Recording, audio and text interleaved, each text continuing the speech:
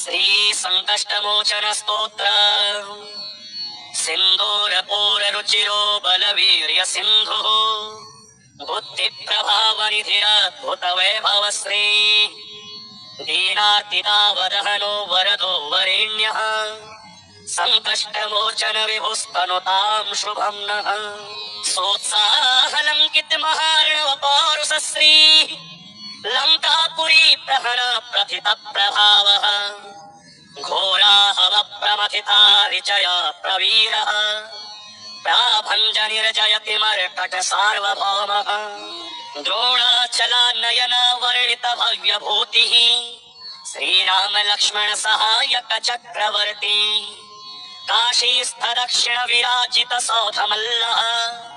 श्रीमारुतिर्विजयते भगवान् महेशः नूनं स्मृतोऽपि ददते भजतां कपीन्द्रः सम्पूजितो दिशति वाञ्छित सिद्धवृत्तिं सम्मोदक प्रिय उपेति परं प्रहर्ष रामायण श्रवणतः पठतां शरण्यः श्री भारत प्रवर युद्ध रथोत्तत श्री पार्थेय केतन कराल विशाल मूर्ति उच्चैर्घना घन घटा विकटाट्टहासः श्री कृष्ण पक्ष भरणः शरणं ममास्तु जंघाल जंघ उपमाति विदूर वेगो मुष्टि प्रहार परिमूर्छित राक्षसेन्द्रः श्रीराम कीर्तित पराक्रमणोद्धव श्री प्राकंप निर्विभुरुदां चतुर्भूतयेनः सीतार्तिदारण पटुः प्रबलः प्रतापी श्रीराघवेन्द्र परिरंभवर प्रसादः वर्णीश्वरः सविधि शिक्षित कालनेमिः पंचाननोपनयतां विपदोधिदेशम् उद्यद्भानुसहस्र सन्निभतनुः पीताम्बरालङ्कृतः प्रोज्ज्वालानल दीप्यमान नयनो निस्पिष्ट रक्षो गणः संवर्तोद्यत वारिदोद्धतरवः प्रोच्चैर्गदा विभ्रमः श्रीमान् मारुतनन्दनः प्रतिदिनं ध्येयो विपद्भञ्जनः लक्ष्यः पिशाचि भयनाशन मामयाधि प्रोच्चैर्ज्वरापहरणं हननं रिपूणां सम्पत्तिपुत्रकर्णं विजय प्रदानं संकष्टमोचन विभो स्तवनं नराणां दारिद्र्य दुःखदहनं शमनं विवादे कल्याण साधनममङ्गलवारणाय दाम्पत्य दीर्घ सुख सर्व मनोरथाप्तिं श्रीमारुतेः स्तव शता वृतिरातनोति स्तोत्रम् एतदनुवासरमाप्तकामः श्रीमारुतिं समुनुचिन्त्य पठेत् सुधीरः तस्मै प्रसाद सुमुखो वरवानरेन्द्रः साक्षात्कृतो भवति शाश्वतिकः सहायः संकष्टमोचन स्तोत्रम् शंकराचार्य भिक्षुणा महेश्वरेण रचितां मारुतेश्चरणेऽर्पितां सिंदूरपूर रुचिरो बलवीर्य सिंधुः बुद्धि प्रभाव निधिरद्भुत वैभव श्री दीनार्तितावदहनो वरदो वरेण्यः संकष्टमोचन विभुस्तनुतां शुभं नः सोत्साहलंकित महार्णव पौरुष श्री लंकापुरी प्रहर प्रथित प्रभावः घोराहव प्रमथिता ऋचय प्रवीरः प्राभञ्जनिर्जयति मर्कट सार्वभौमः द्रोणाचलानयन वर्णित भव्य भूतिः श्रीराम लक्ष्मण सहायक चक्रवर्ती काशीस्थ दक्षिण विराजित सौधमल्लः श्रीमारुतिर्विजयते भगवान् महेशः नूनं स्मृतोऽपि ददते भजतां कपीन्द्रः सम्पूजितो दिशति वाञ्छित सिद्धवृत्तिं सम्मोदक प्रिय उपेति परं प्रहर्ष रामायण श्रवणतः पठतां शरण्यः श्री भारत प्रवर युद्ध रथोत्तत श्री पार्थेय केतन कराल विशाल मूर्ति उच्च प्रोच्चैर्घनाघनघटा विकटाट्टहासः श्रीकृष्णपक्षभरणः शरणं ममास्तु जङ्घालजङ्घ उपमात्यविदूरवेगो मुष्टिप्रहार परिमूर्छित राक्षसेन्द्रः श्रीरामकीर्तित पराक्रमणोद्धव श्रीः प्राकम्पनिर्विभुरुदां चतुर्भूतये नः सीतार्तिदारणपटुः प्रबलः प्रतापी श्रीराघवेन्द्र परिरम्भवरप्रसादः वर्णीश्वरः सविधि शिक्षित कालनेमिः पञ्चाननोपनयतां विपदोऽधिदेश उद्यतभानुसहस्रसन्निभतनुः पीताम्बरालङ्कृतः प्रोज्ज्वालानलदीप्यमाननयनो निष्पिष्टरक्षो गणः संवर्तोद्यतवारिदोद्धतरवः प्रोच्चैर्गदा विभ्रमः श्रीमान् मारुतनन्दनः प्रतिदिनं ध्येयो विपद्भञ्जनः रक्षः पिशाचि भयनाशनमामयाधि प्रोच्चैर्ज्वरापहरणं हननं रिपूणाम् सम्पत्तिपुत्रकर्णं विजयप्रदानं सङ्कष्टमोचन विभो स्तवनं नराणां दारिद्र्यदुःखदहनं शमनं विवादे कल्याणसाधनममङ्गलवारणाय दाम्पत्यदीर्घसुख सर्वमनोरथाप्तिम्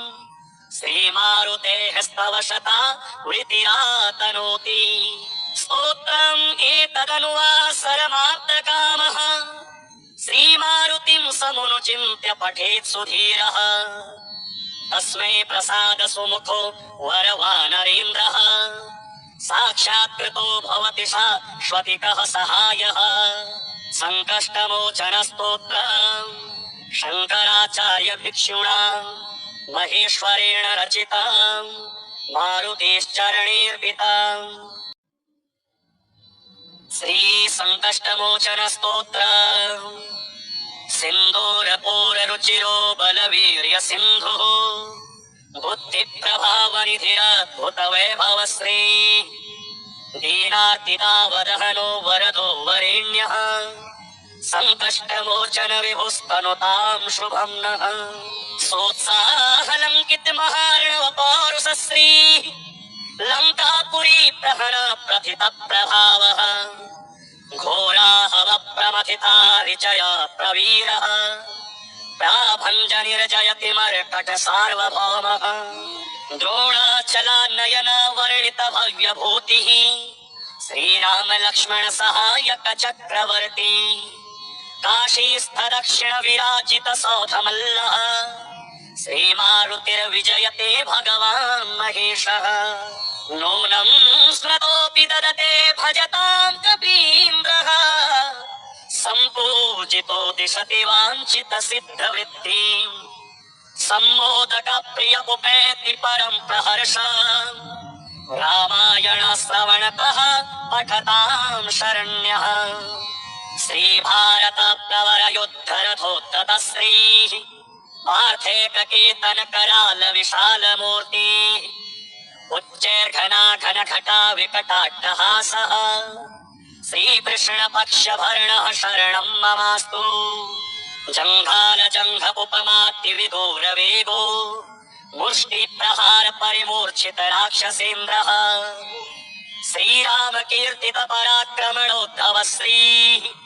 प्राकम्पनिर्विभुरुदां चतुर्भूतये नः सीतार्तिदारणपटुः प्रबलः प्रतापी श्रीराघवेन्द्र परिरम्भवरप्रसादः वर्णीश्वरः सविधि शिक्षित कालनेमिः पञ्चाननोपनयतां विपदोऽधिदेश उद्यतभानुसहस्रसन्निभतनुः पीताम्बरालङ्कृतः प्रोज्ज्वालानलदीप्यमाननयनो निष्पिष्टरक्षो गणः संवर्तोद्यतवारिदोद्धतरवः प्रोच्चैर्गदा विभ्रमः श्रीमान् मारुतनन्दनः प्रतिदिनं ध्येयो विपद्भञ्जनः रक्षः पिशाचि भयनाशनमामयाधि प्रोच्चैर्ज्वरापहरणं हननं रिपूणाम् सम्पत्तिपुत्रकर्णं विजयप्रदानं सङ्कष्टमोचन विभो स्तवनं नराणां दारिद्र्य दुःखदहनं शमनं विवादे कल्याण साधनममङ्गलवारणाय दाम्पत्य दीर्घ सुख सर्व मनोरथाप्तिं श्रीमारुतेः स्तवशता वृत्तिरातनोति स्तोत्रम् एतदनुवासरमाप्तकामः श्रीमारुतिं समुनुचिन्त्य पठेत् सुधीरः तस्मै प्रसाद सुमुखो वरवानरेन्द्रः साक्षात्कृतो भवति शाश्वतिकः सहायः संकष्टमोचनस्तोत्रम् शंकराचार्य भिक्षुणा महेश्वरेण रचितम् मारुतेश्चरणेऽर्पितम् सिन्दूरपूररुचिरो बलवीर्य सिन्धुः बुद्धिप्रभावनिधिरद्भुत वैभवश्री दीनार्तितावदहनो वरदो वरेण्यः संकष्टमोचन विभुस्तनुतां शुभं नः सोत्साहलङ्कित महार्णव पौरुषश्री लङ्कापुरी प्रहरा प्रथित प्रभावः घोराः प्रमथिता ऋचय प्रवीरः प्राभञ्जनिर्जयति मर्कट सार्वभौमः द्रोणाचलानयना वर्णित भव्यभूतिः श्रीराम लक्ष्मण सहायक चक्रवर्ती काशीस्थ दक्षिण विराजित सौधमल्लः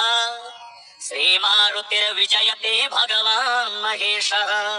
नूनं स्मृतोऽपि ददते भजतां कपीन्द्रः सम्पूजितो दिशति वाञ्छित सिद्धवृद्धिं सम्मोदक प्रिय उपेति परं प्रहर्षम् रामायण श्रवणतः पठतां शरण्यः श्रीभारत प्रवर युद्ध रथोत्ततश्रीः आर्धेककेतन कराल विशाल मूर्ति उच्चैर्घना घन घटा विकटाट्टहासः श्रीकृष्ण पक्ष भरणः शरणं ममास्तु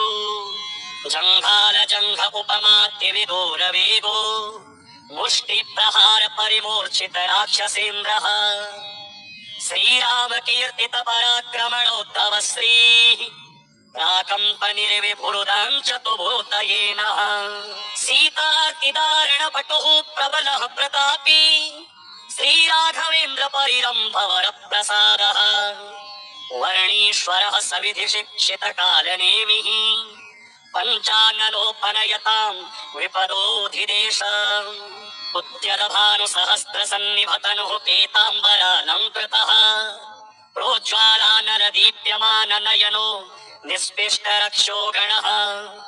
संवर्तोद्यत वारिदोद्धतरवः प्रोच्चैर्गदा विभ्रमः श्रीमान् मारुतनन्दनः प्रतिदिनं ध्येयो विपद्भञ्जनः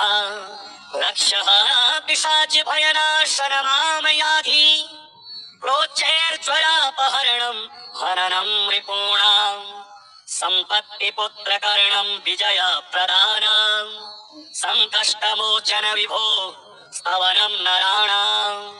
दारिद्र्य दुःखदहनं शमनं विवादे कल्याण साधनममङ्गलवारणाय दाम्पत्य दीर्घ सुख सर्व मनोरथाप्तिं श्रीमारुतेः स्तवशता वृत्तिरातनोति स्तोत्रम् एतदनुवासरमाप्तकामः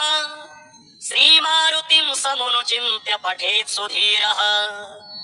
तस्मै प्रसाद सुमुखो वरवानरेन्द्रः साक्षात्कृतो भवति शाश्वतिकः सहायः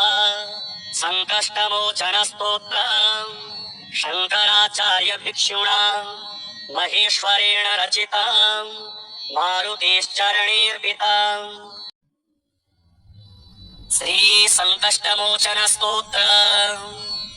सिन्दूरपूररुचिरो बलवीर्य सिन्धुः बुद्धिप्रभावनिधिरद्भुत वैभवश्री दीनार्तितावदहनो वरदो वरेण्यः संकष्टमोचन विभुस्तनुतां शुभं नः सोत्साहलङ्कित महार्णव पौरुषश्री लङ्कापुरी प्रहरा प्रथित प्रभावः घोराः प्रमथिता ऋचय प्रवीरः प्राभञ्जनिर्जयति मर्कट सार्वभौमः द्रोणाचलानयन वर्णित भव्यभूतिः श्रीराम लक्ष्मण सहायक चक्रवर्ती काशीस्थ दक्षिण विराजित सौधमल्लः श्रीमारुतिर्विजयते भगवान् महेशः नूनं स्मृतोऽपि ददते भजतां कपीन्द्रः सम्पूजितो दिशति वाञ्छित सिद्धवृद्धिम् सम्मोदक प्रिय उपेति परं प्रहर्ष रामायण श्रवणतः पठतां शरण्यः श्रीभारत प्रवर युद्ध रथोत्तत श्री पार्थेय केतन कराल विशाल मूर्ति उच्चैर्घना घन घटा विकटाट्टहासः श्रीकृष्ण पक्ष भरणः शरणं ममास्तु जंघाल जंघ उपमाति विदूर वेगो मुष्टि प्रहार परिमूर्छित राक्षसेन्द्रः श्रीराम कीर्तित पराक्रमणोद्धव श्री प्राकम्पनिर्विभुरुदां चतुर्भूतयेनः सीतातिदारण पटुः प्रबलः प्रतापी श्रीराघवेन्द्र परिरम्भवर प्रसादः वर्णीश्वरः सविधि शिक्षित कालनेमिः पञ्चाननोपनयतां विपदोऽधिदेशम् उद्यतभानुसहस्र सन्निभतनुः पीताम्बरालङ्कृतः प्रोज्ज्वालानलदीप्यमान नयनो निस्पिष्टरक्षो गणः संवर्तोद्यतवारिदोद्धतरवः प्रोच्चैर्गदा विभ्रमः श्रीमान् मारुतनन्दनः प्रतिदिनं ध्येयो विपद्भञ्जनः रक्षः पिशाचि भयनाशन मामयाधि प्रोच्चैर्ज्वरापहरणं हननं रिपूणाम्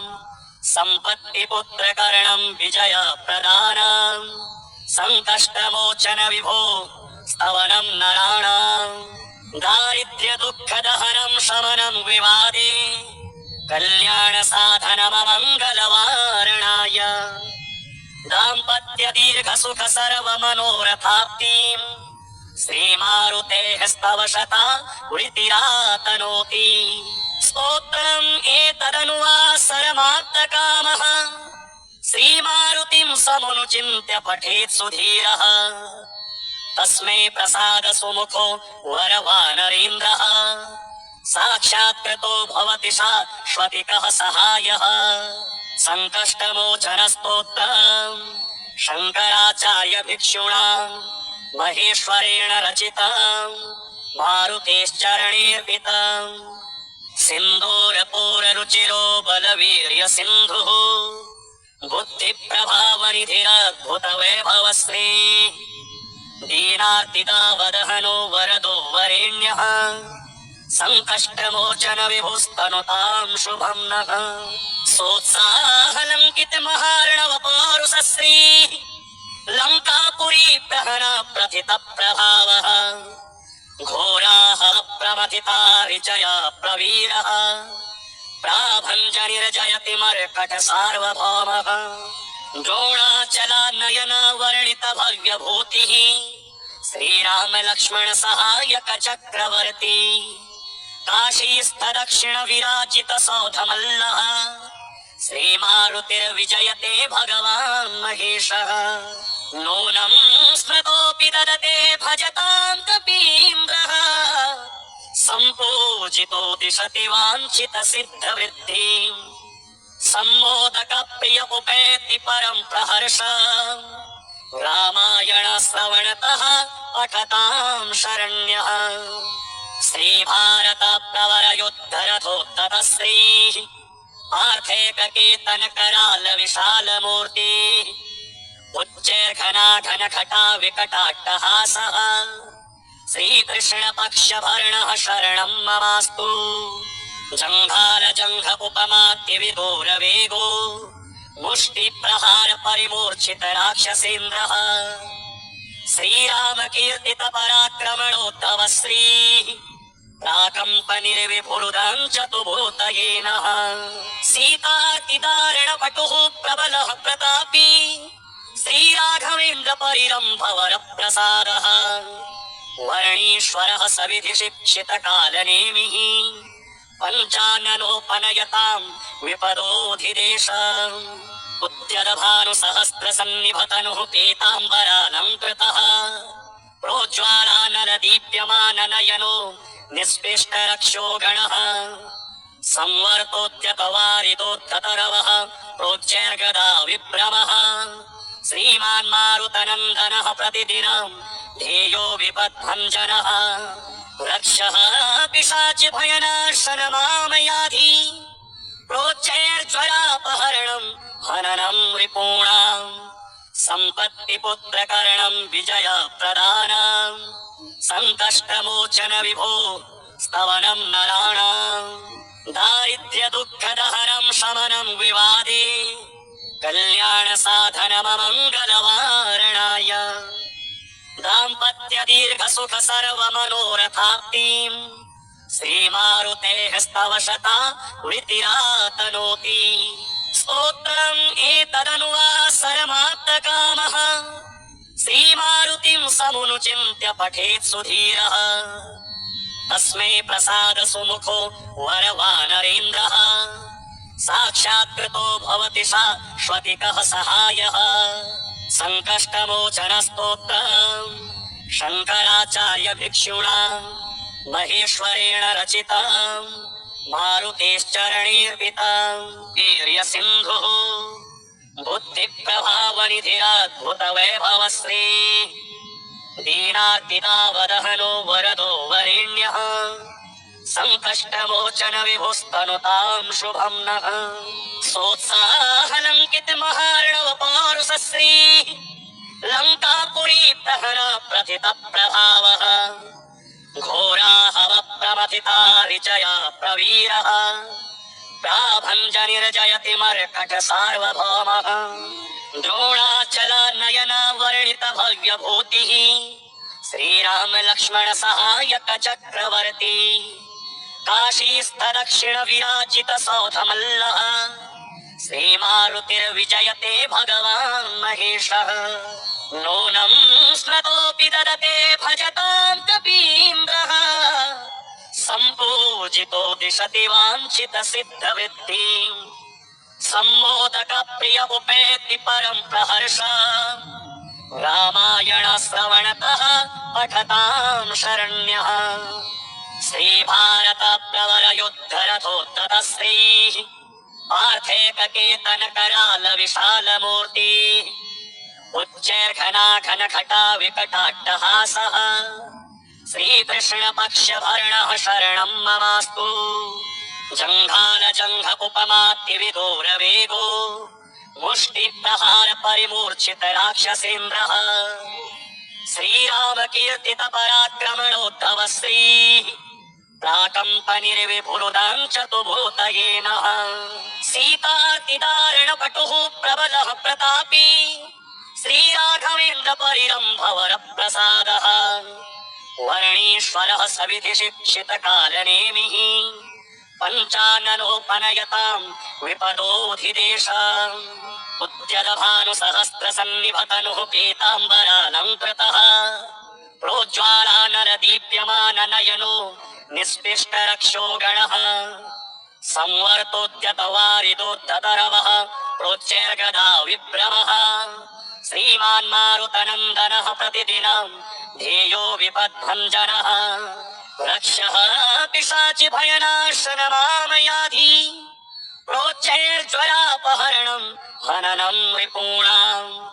सम्पत्तिपुत्रकरणम् विजयप्रदानम् सङ्कष्टमोचन विभो स्तवनम् नराणाम् दारिद्र्यदुःखदहनम् शमनम् विवादे कल्याणसाधनममङ्गलवारणाय दाम्पत्य दीर्घसुख सर्वमनोरथाप्तिम् श्रीमारुतेः स्तवशता वृत्तिरातनोति स्तोत्रम् एतदनुवासरमाप्तकामः श्रीमारुतिम् समुनुचिन्त्य पठेत् सुधीरः तस्मै प्रसाद सुमुखो वरवानरेन्द्रः साक्षात्कृतो भवति शाश्वतिकः सहायः सङ्कष्टमोचनस्तोत्रम् शंकराचार्य भिक्षुणा महेश्वरेण रचिताम् मारुतेश्चरणेऽर्पिताम् सिन्दूरपूररुचिरो बलवीर्य सिन्धुः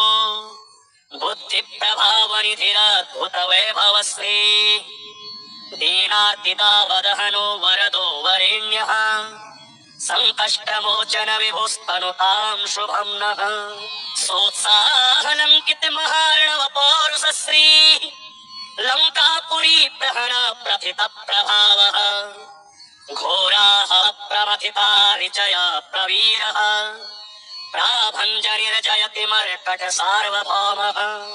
द्रोणाचलानयन वर्णित भव्यभूतिः श्रीराम लक्ष्मण सहायक चक्रवर्ती काशीस्थ दक्षिण विराजित सौधमल्लः श्रीमारुतिर्विजयते भगवान् महेशः नूनं स्मृतोऽपि ददते भजतां कपीन्द्रः सम्पूजितो दिशति वाञ्छित सिद्धवृत्तिम् सम्मोदक प्रिय उपेति परं प्रहर्ष रामायण श्रवणतः पठतां शरण्यः श्रीभारत प्रवर युद्धरथोत्तत श्रीः पार्थेय कीर्तन कराल विशाल मूर्ति उच्चैर्घनाढन घटा विकटाट्टहासः श्रीकृष्ण पक्ष भरणः शरणं ममास्तु जङ्घाल जङ्घ उपमाति विदूर वेगो मुष्टि प्रहार परिमूर्छित राक्षसेन्द्रः श्रीराम कीर्तित पराक्रमणोद्धव श्री प्राकम्पनिर्विभुरुदं चतुर्भूतयेन सीतार्तिदारण पटुः प्रबलः प्रतापी श्रीराघवेन्द्र परिरम्भवर प्रसादः वर्णीश्वरः सविधि शिक्षित कालनेमिः पञ्चाननोपनयतां विपदोऽधिदेश उद्यत भानुसहस्र सन्निभतनुः पीताम्बरालङ्कृतः प्रोज्ज्वालानल दीप्यमान नयनो निस्पृष्ट रक्षो गणः संवर्तोद्यत वारिदोद्धतरवः प्रोच्चैर्गदा विभ्रमः श्रीमान् मारुतनन्दनः प्रतिदिनं ध्येयो विपद्भञ्जनः रक्षः पिशाचि भयनाशन मामयाधि प्रोच्चैर्ज्वयापहरणं हननं रिपूणाम् सम्पत्तिपुत्रकरणं विजय प्रदानं संकष्टमोचन विभो स्तवनं नराणाम् दारिद्र्य दुःखदहनं शमनं विवादे कल्याण साधनममङ्गलवारणाय दाम्पत्य दीर्घ सुख सर्व मनोरथाप्तिम् श्रीमारुतेः स्तवशता वृत्तिरातनोति स्तोत्रम् एतदनुवासरमाप्तकामः श्रीमारुतिं समुनुचिन्त्य पठेत् सुधीरः तस्मै प्रसाद सुमुखो वरवानरेन्द्रः साक्षात्कृतो भवति शाश्वतिकः सहायः संकष्टमोचन स्तोत्रम् शंकराचार्य भिक्षुणा महेश्वरेण रचिताम् मारुतेश्चरणेऽर्पिताम्।